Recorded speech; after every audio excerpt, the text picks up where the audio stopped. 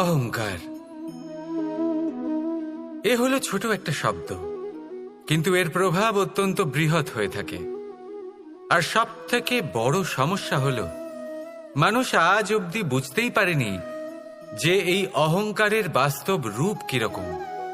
কেউ একে গর্বের নাম দেন, কেউ একে আত্মসম্মানের নাম দিয়ে থাকেন, এবং কোথাও একটা এমন সময় চলে আসে যখন সময় এই অহংকারকে ভেঙে খান খান করে দেয়। আর তখন না গর্ব আপনাকে বাঁচাতে পারে, না আপনার আত্মসম্মান।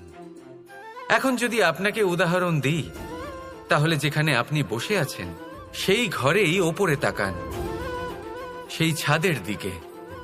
যদি এই ছাদ অহংকার করতে থাকে যে দেখো, আমি তো সব থেকে উঁচু জায়গায় আছি, আমার চেয়ে ওপরে আর কেউ নেই, আমি এই ঘরে থাকা সমস্ত ব্যক্তিকে ছায়া প্রদান করি, যদি এই অহংকার এসে যায় তাহলে কি?